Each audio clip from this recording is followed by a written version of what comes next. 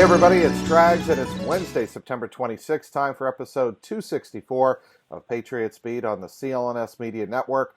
Find us at clnsmedia.com. Follow us on Twitter at PatriotsCLNS. This week I welcome ESPN senior writer and New York Times bestselling author Ian O'Connor. Ian, this week is releasing a fascinating biography on Bill Belichick entitled Belichick, the Making of the Greatest Football Coach of All Time. Ian, thanks so much for joining us. Thanks for having me, Mike. I appreciate it. Simple question. How in the world do you start a book on one of the most complicated, mysterious personalities in sport? That's the reason I did it.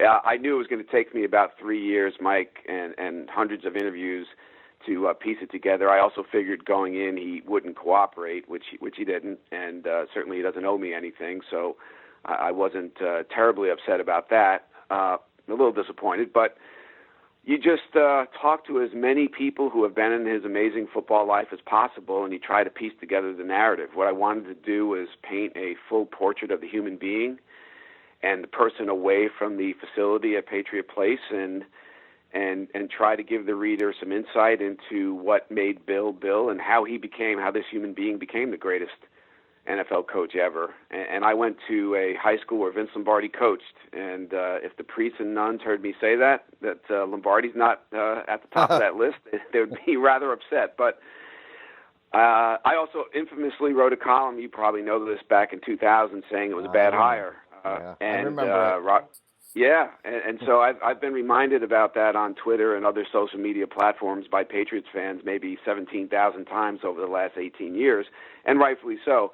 So I was actually fascinated with just how he pulled this off. I know at the time, people don't really remember this, that maybe 75% of the NFL agreed with that opinion, and of course he raged against it. So it was the most challenging and most rewarding thing I've ever done, and maybe I'll ever do, professionally anyway. So, it was a lot of blood, sweat, and tears, but it was worth it. Do you think that's why he didn't speak with you? I don't, Mike. I mean, it's just a guess because as much as I tried over the last 3 years to get an audience with him, I didn't get a chance to speak to him directly other than through a brief email. And it could be. My suspicion is it's more a matter of if I can't control a project and the editorial content, then I'm not going to lend my credibility to it. And frankly, he doesn't owe me anything, and so he didn't know what this book was going to be.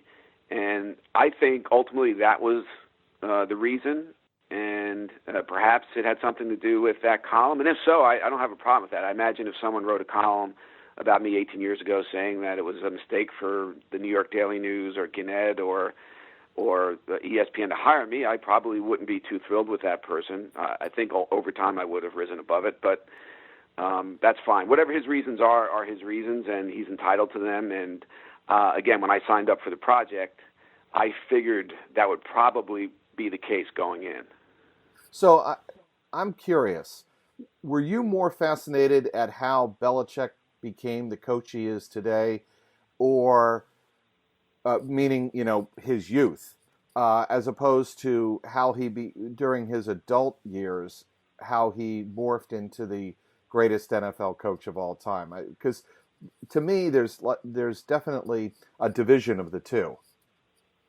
I would say, Mike, the heart of the book, the essence of the book, I know there's been a lot of conversation about the Brady-Bill relationship last year going into the offseason, and a couple of quotes in my book, one relating to how Brady felt, how strongly he felt about where his relationship was with Bill in the offseason, and also a quote from an anonymous assistant about how the staff felt about Brady going into that Garoppolo draft in 2014. But the essence of the book is stories about Bill's childhood, his development as a young coach, and that to me is what I loved writing about. I think I'm a storyteller. That's what I do. I love reporting out those stories. Bill at Wesleyan, Bill at Andover, Bill at Annapolis High, his father, his high school coach, and that to me is those are such formative years and anecdotes that I really wanted to dive into that. And I think I hope Patriots fans can get past some of the quotes that have been circulated in excerpts, and that is the natural process of selling a book, but maybe the true spirit of the book has been lost in that conversation. I think that the bigger purpose to me was beyond explaining how he became the greatest NFL coach ever.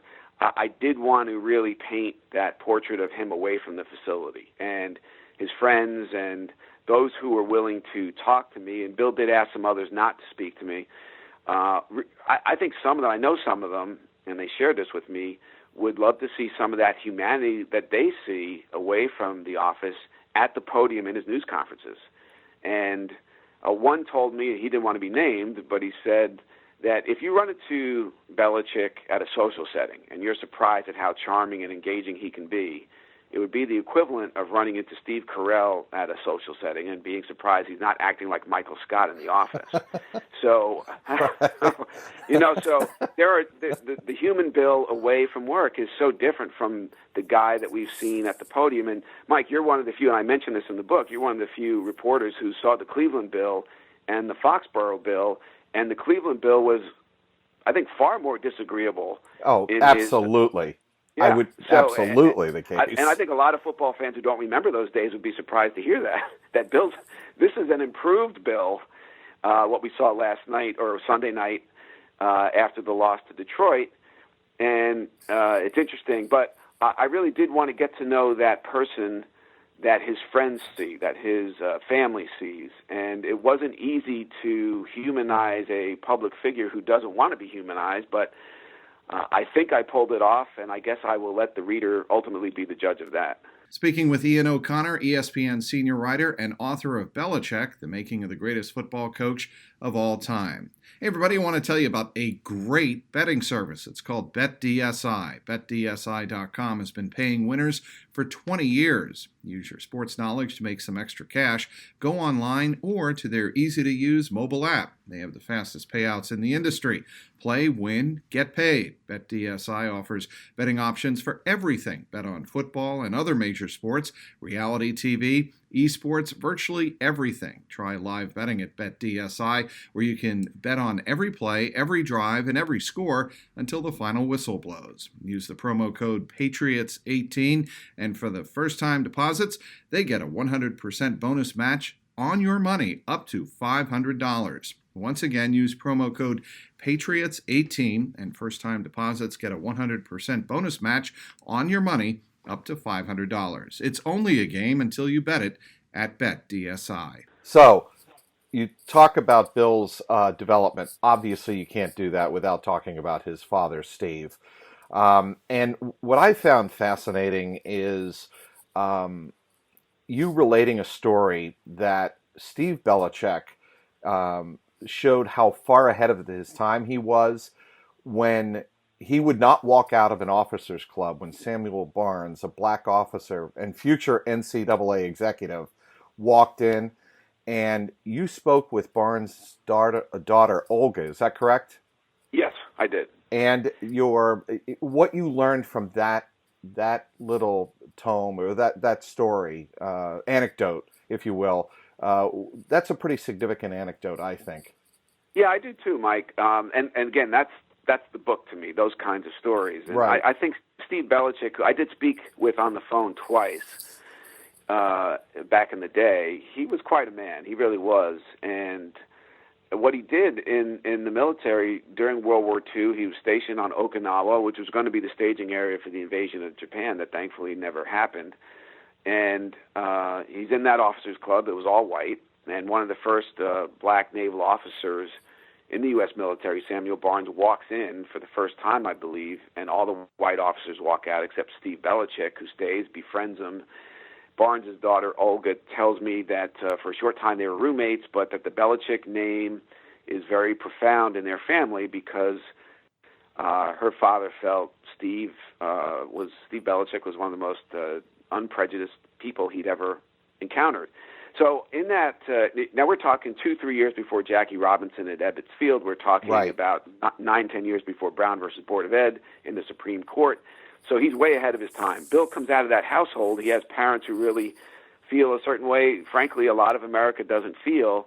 And so over the years, and Bill also went to a predominantly, what had been an all-black high school in Annapolis, Bates, for a couple of years, and then during desegregation ends up going to the predominantly white high school in Annapolis with some black students because Bates became a junior high. So he goes to Annapolis High, and you see it's a turbulent time, a lot of crisis and protests. Desegregation is a hot-button issue. Al Larimore is his high school coach, who, very much like Steve Belichick, he only discriminates against bad football players, not by color or creed or anything else. And so Bill sees that, he learns from that, and I think over time, when people wonder how an old school curmudgeonly guy like Bill can really relate to and connect with the African American athlete, I think it's because of the household he came out of, and it was way ahead of its time. And I do think that's that upbringing really has helped him in ways that people would have no idea about. So obviously he has a close relationship with Jim Brown, and obviously, given his early working career with the Cleveland or post Giants, and obviously moving on to the Browns for his first head coaching career, Bill and Jim Brown, developed a relationship. But I just think, Bill appreciates Jim Brown, the man, as much, if not more, than Jim Brown, the football player, simply because of, a story like that where he appreciates where Brown was coming from, representing the African American community. Yeah, and I'm not even sure, Mike, if Bill's players even knew that story about his father, right? Or I think maybe some of them knew about the connection to Jim Brown, particularly after Brady's suspension ended, and they go ahead, and I was at that game, I think you were too, when they beat Cleveland in Cleveland. Yep. And then Belichick had them visit the statue of Jim Brown, which I thought was a great thing. Like, not a lot of head coaches maybe would have thought to do that, and just understand the history of this league and just how titanic a figure Jim Brown was, both social and political issues and just as a football player as well.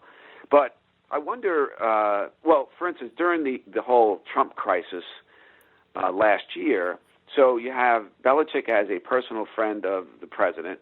You've got players, African-American players protesting, fans booing them, and there's Bill in the middle, right? And I think he's a great crisis manager. He is that. Look at what the Patriots did in 2007 after Spygate. Okay, that was self-imposed, that crisis, and look what they did after Deflategate erupted. They win the Super Bowl. And in 2007, that's probably the greatest football team the NFL has ever seen, and unfortunately 20 different things worked against them in the Super Bowl, and they didn't finish it off. But then last year, during the player protests, I think Bill gave his players some freedom to express themselves, and there was almost like, even though he had the personal relationship with Trump, but there was like this unspoken pact between Belichick and his players who were protesting that, okay, I'm going to give you this room to express yourself, and I think these issues are very important, but also we can't have this tear down the team or the season, and I think the players responded to that, and they respected the fact that he was in a difficult spot, and he did give them that room, and they did ultimately get to the Super Bowl. It didn't work out, but they had a hell of a season on the way there. Do you think he regards all of this, when it's non-football related, do you think he regards it as a distraction or part of the job? Well, I think maybe both, really, Mike. I think that if he had his druthers, it would always be about football. But he is very good at and underrated in managing crises, and so as much as he might hate distractions, he knows how to handle them. He does, and he's got a distraction on his hand now that really isn't a distraction. It's just the state of the team being 1-2. But when people start to panic a little bit. And of course, we've seen these September moments with the Patriots before, and they always overcome them. And it remains to be seen whether they will overcome this little 1-2 start. But he's so good at just focusing his team on the task at hand. He's probably the best ever at doing it, that he's a master at it. I don't know if there's been a distraction that's ever really derailed the Patriots. Lack of talent, maybe, and his system is always elevated. Sometimes marginal or mediocre talent to a level where it can compete for a championship. And I suspect he'll do that again this season. Obviously, Sunday is a huge game in order to do that. But I think he understands it's part of the job. He doesn't like it, but he's very good at it. He's very good at managing it. It's a funny dynamic, but that's one of the reasons why he's the best ever. Speaking with ESPN senior writer Ian O'Connor, author of Belichick, The Making of the Greatest Football Coach of All Time. Hey everybody, I want to tell you about a revolution in relief. It's called Calm Balm. Calm Balm has a revolutionary formula that ensures that it is fully absorbed, and every box sold helps struggling moms by donating $5 to charity. Calm Balm is now searching for crowdfunding partners. The donations are inexpensive and the rewards long-lasting. The Calm Balm is a patented cannabidiol bath bomb that, through a proprietary formula, will allow the CBD to be better absorbed by the skin, offering maximum relief to people with chronic pain and anxiety. The Calm Balm is 100% vegan, organic, cruelty-free, and made in Boston. I use it at the end of a long day or night, like Sunday night's Patriots-Lions game. It relaxes my back and feet and just puts my mind at ease. And now, for a limited time, my listeners can get Calm Balms at a huge discount by going to the website www.buybombshelpmoms.com. Again, the website www.buybombshelpmoms.com and click on their Indiegogo page.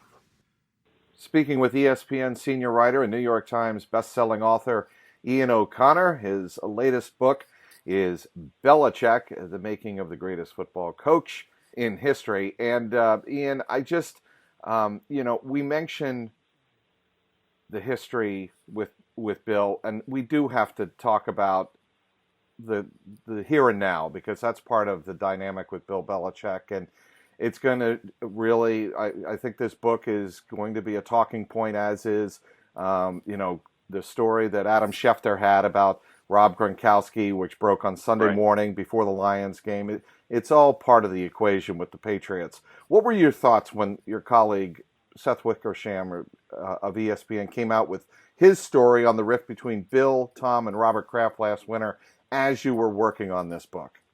Well, it's funny when you're working on a book, Mike, and I don't know if you've written one yet, but what you want to do, there are a lot of talented people around writing about your subject, and you hope that they just stop. So, and it wasn't just Seth who did a terrific job on it, but Bob Hohler and Greg Bedard and Tom Curran, and they were writing about the tension in the relationships in that organization over the course of the season, right? Yes. So then Seth sort of came in and he looked at all these individual trees that had already been planted, and he turned it into a forest, or he showed everyone it was a forest. And they put out the unity statement, and then after that unity statement, there wasn't a whole lot of unity in the off season. So. And I think the Butler benching contributed to that, no question about it. And but I think it's amazing, and maybe this hasn't been said enough, that it took this long for these people to have this fracture in their relationship, because they're under so much pressure to achieve at the highest possible level, to be the greatest of all time as a coach and as a quarterback, and arguably as an owner as well. Day after day, week after week, season after season. It's amazing that it took 18 years for this to actually come Totally out of the agree. public view. I mean, I've been married 25 years. I love my wife to death. Congratulations.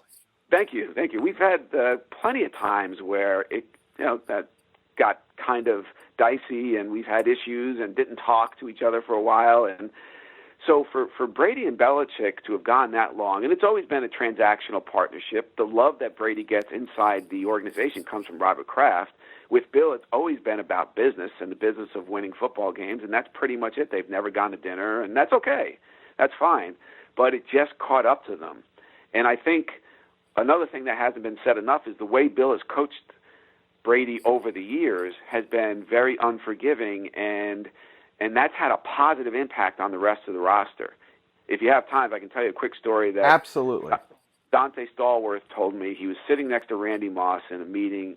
I think he believed it was the first preseason team meeting in 2007. And they're sitting together, and Belichick is just teeing off on Brady in this meeting about some mistakes he made against the Colts in the AFC title game the year before. And just, Bill's not a berater. He's not a screamer, as you know, but he can be very sarcastic, and with that dry wit, he can cut you in half. And that's what he was doing to, I think, the greatest football player of all time in front of everyone. And Stallworth and Moss just looked at each other wide-eyed and just were like, oh, my God, can you believe he's doing this? But if he's doing this to Brady, what's he going to do to us? And I think that's one of the reasons these guys have won 5 championships, is that he's coached his quarterback that way. The bottom of the roster and the middle of the roster has seen that, and they've seen that accountability, and they've had to adhere to it, okay? So, but 18 years of that, it caught up to Brady and Belichick. They had a mini meltdown. They survived it barely, and I think that's it. I think they're going to function fine now for the rest of their career. They had to survive that one moment, and they did. And I do think they have one more ring left in them. Only one. I don't see them getting to 7, but I do think they'll get to 6 together.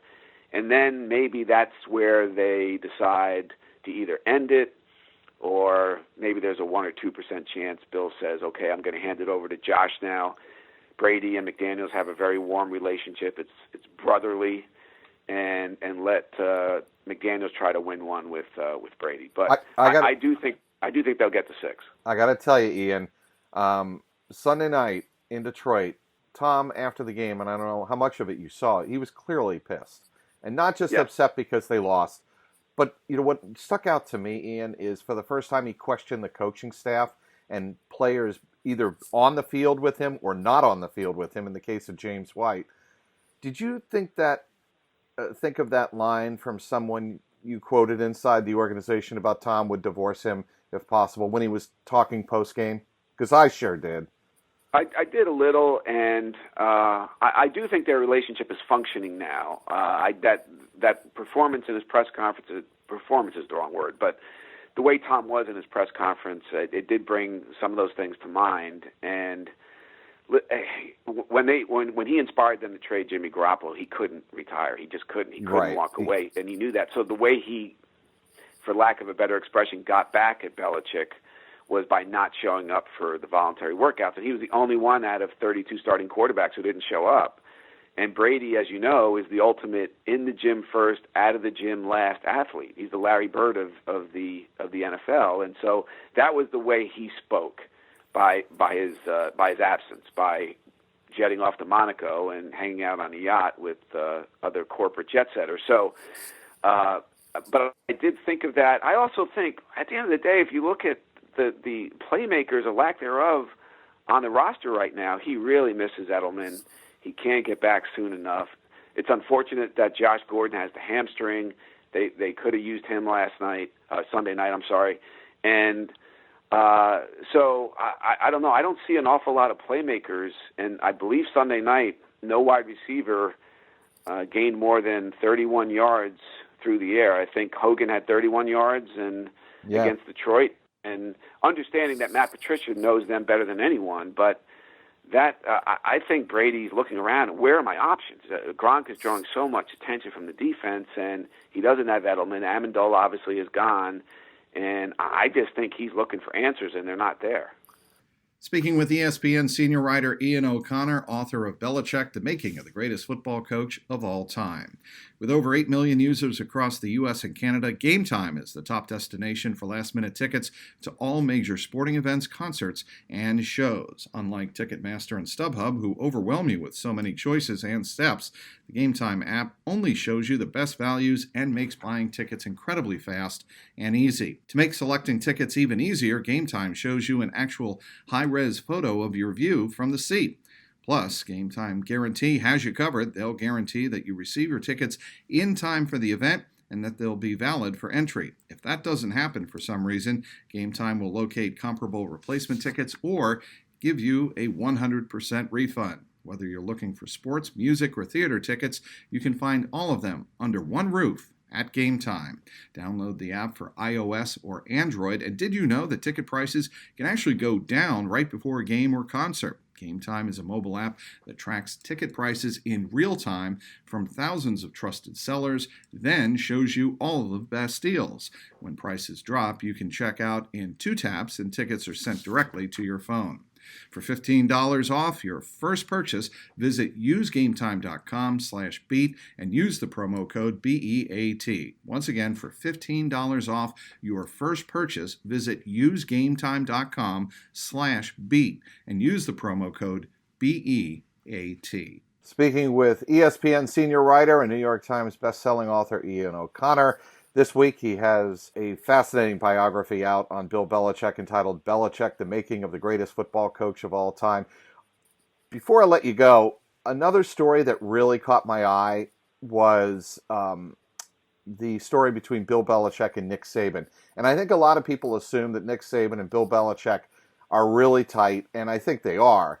But there was a time when Nick was under Bill's thumb and was kind of ticked off, right? That was when they were together in Cleveland, and Nick was the defensive coordinator. Obviously, Bill was the head coach, and they did have that great season together in '94 after Bill fired Bernie Kosar in '93 and really turned the whole market against them. Well, frankly, it was the right time to get rid of Bernie. He was really physically diminished. The problem was Testaverde was not ready to replace him, and they had to go to Todd Philcox, and that wasn't going to work. But in '94, they have a really good season. They beat Parcells together in the playoffs. But over the course of their 4 years together, Saban got very frustrated with a couple things. One, Belichick not wanting his assistants to talk much to the media. Saban wanted to get his name out there for head coaching opportunities. It's kind of funny now when you look at the way he runs his program at Alabama. He doesn't want his assistants talking either. But the bigger thing was he thought Bill was too conservative defensively. And Saban, according to Rob Burnett, who was a Pro Bowler defensive end in '94 and a good player there, told me that he had many conversations with Saban where it was, Nick's like, I don't know why Bill won't put this in the game plan, things that work during the week in practice, aggressive tactics and schemes on defense, and Bill wouldn't go there on Sundays, and Saban was very frustrated by that, according to Rob Burnett, in direct conversations he had with the coordinator. So he was ready to leave after '94, and there was one scene in the book, too, where Phil Savage, the great scout, told me that Saban walked into a room, and Belichick had worked him to the bone so completely that Saban slid down a wall and just collapsed late at night and said, I can't work one more minute. I have to go home. I promise you I will be back tomorrow at 5:30 in the morning, but I cannot do one more piece of work. So when you think of Nick Saban, the workaholic, and understand that in Cleveland, Belichick worked him down to the nub. It's hard to believe that Saban couldn't keep up, but it does speak to the relentless work ethic that Belichick has, and that's one of the reasons why he is the best ever. Speaking with Ian O'Connor, ESPN senior writer and author of Belichick, the Making of the Greatest Football Coach of All Time. Whole food protein bars with simple, real ingredients. Of course, I'm talking about RX Bar. RX Bar wants to build things the right way. RX Bar believes in the power of transparency and lets the core ingredients do all of the talking, with all of them listed on the front of the packaging. You'd likely recognize the RX Bar at the shelf. They're the ones who have egg whites for protein, dates to bind, nuts for texture, and other delicious ingredients like unsweetened chocolate, real fruit, and spices like sea salt or cinnamon. Turns out, real food ingredients actually taste really good. Take it from me, I love the mint chocolate bar. Great flavor, no aftertaste, and gives me a great boost for my afternoon workout. For 25% off your first order, visit rxbar.com/trags and enter the promo code TRAGS at checkout. Once again, for 25% off your first order, visit rxbar.com/trags and enter the promo code TRAGS at checkout. With deep reporting and a profound understanding of the football life, Ian O'Connor comes as close as humanly possible to solving the mystery of the great football sphinx, Bill Belichick, and his unmatched coaching career. That is from none other than David Moranis. This is one of my very favorite books, When Pride Still Mattered. I remember reading it. Mine too. A couple of times on an airplane, back and forth across the country, a couple of years ago on a Patriots trip. And, you know, that is the quote that David Moranis had about your book. And I think it's an incredibly appropriate quote. Ian. I do too. Yeah, that is my favorite all-time sports book. I'm biased because I went to St. Cecilia High where Lombardi coached, and but to have David Moranis' name and appreciation on the back cover of my book. That meant a ton to me as someone who has really admired his work from afar. Well deserved, Ian. Now, tell us a couple of things. You're going to be locally signing books, and how can people order the book? Okay, people can order the book on Amazon.com or BarnesandNoble.com. They can go to bookstores now and get it. And also, I will be at Booksmith in Brookline on Harvard Street Wednesday night at 7:30. And I will stay there as long as I have to answer everyone's questions about my book, about past columns I may or may not have written. And I look forward to hopefully having a pretty good crowd at Booksmith in Brookline on Wednesday night. Ian, it was a treat talking with you. I really, really appreciate you taking the time out. Just fascinating stories about a fascinating football man. Well, thanks so much, Mike, for having me. I very much appreciate it and look forward to seeing you at Gillette Stadium soon. Want to thank everyone for downloading today's podcast. Want to thank our great guest, Ian O'Connor, ESPN senior writer and the author of a book out this week, Belichick, The Making of the Greatest Football Coach of All Time. Also, of course, want to thank our great sponsors, Calm Balm, BetDSI, Game Time, and RX Bar. For producer Mike Alongi, our executive producer Larry H. Russell, and the founder of the network, Nick Gelso, this is Mike Petralia, and this has been the Patriots Beat podcast powered by CLNS Media.